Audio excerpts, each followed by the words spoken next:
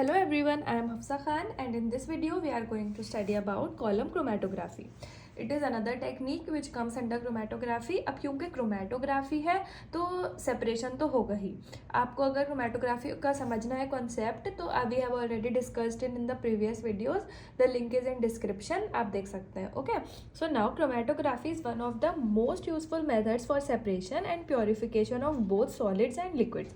Chromatography among other chromatographic technique सबसे ज़्यादा use होने वाली टेक्निक है. It is a solid liquid technique जिसमें क्या होता है, हमारा जो स्टेशनरी फेज है वो सॉलिड रहता है and the mobile phase remains liquid.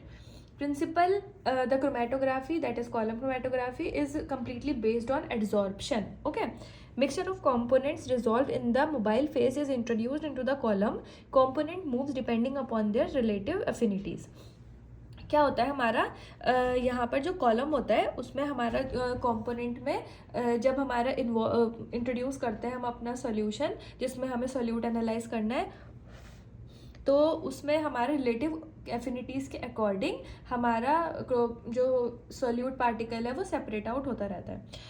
फिर adsorption column chromatography, the adsorbent packed in a glass column and a solvent mobile phase that removes slowly through the packed column. हमारे यहाँ पे एक packed column होता है जो ग्लास का made of होता है यूजुअली. इसमें हम क्या करते हैं, हमारे सॉल्वेंट को पोर करते हैं और मोबाइल फेज के साथ. यहाँ पे हमारा एक ग्राउंड ग्लास जॉइंट है, ये हमारा सॉल्वेंट वेसल है, इसको बल्ब बोलते हैं हम क्योंकि इसके शेप की वजह से. फिर है ये हमारा कॉलम, यहाँ पे हम सैंड प्लेस कर देते हैं ताकि जो सिलिका जेल्स का सरफेस है वो सेफ रहे. ये हमारा कॉलम होता है, यहाँ पर हम कॉटन प्लेस करते हैं ताकि सिलिका जेल नीचे से निकल नहीं जाए. और यहाँ पर होता है हमारा स्टॉप कॉक. तो ये हमारा एक सिंपल सा इंस्ट्रूमेंटेशन ऑफ कॉलम क्रोमेटोग्राफी.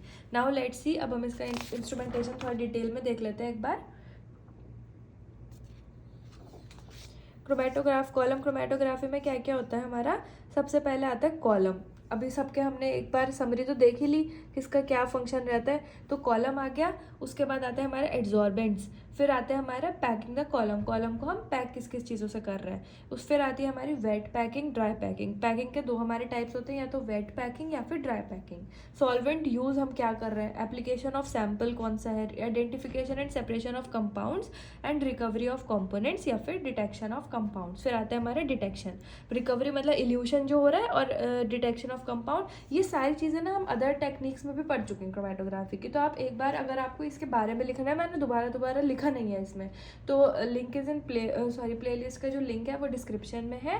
तो आप वहाँ पर जाकर भी देख सकते हैं एक बार, और उसमें से आप यहाँ भी लिख सकते हैं, या फिर ये कॉमन सेंस भी है, इसको हम अपने अंडरस्टैंडिंग के अकॉर्डिंग एग्जैजरेट कर सकते हैं थोड़ा सा. ठीक है, यहाँ पे वही हो गया हमारा डिटेक्टर और रिकॉर्डर. कुछ प्रिपरेशन ऑफ स्टेशनरी फेज. अब हम स्टेशनरी फेज कैसे प्रिपेयर करेंगे.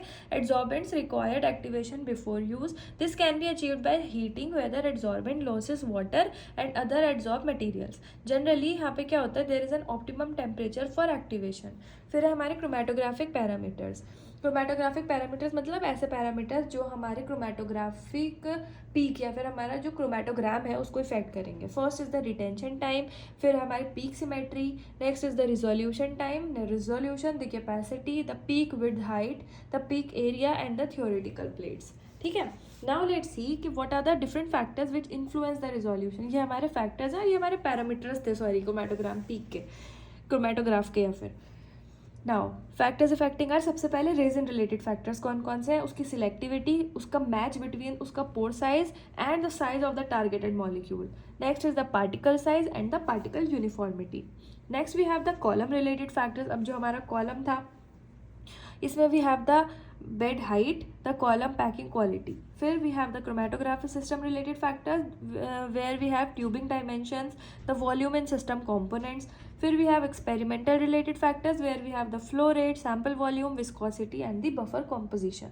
ठीक है, so all these are the factors which influence the resolution. कुछ इसकी applications हैं that include isolate active ingredients. हम एक्टिव इंग्रेडिएंट्स को अलग करने के लिए यूज़ करते हैं. It is helpful in separating compound mixtures. We can also separate different compound mixtures as well. It determines drug estimation from drug formulation. It is used to remove impurities. It isolates metaboloids from biological fluids. It is also applicable in the separation of diastereomers. It can also be helpful in determination of primary and secondary glycosides in digitalis leaf and other plants as well. ये एक example की तरह मैंने लिख दिया इधर. Next is the purification process. हम किसी चीज़ के प्योरिफिकेशन प्रोसेस या किसी केमिकल कंपाउंड के प्योरिफिकेशन प्रोसेस में भी अनवांटेड सब्सटेंसेस को रिमूव करने के लिए हम इसे यूज़ कर सकते हैं.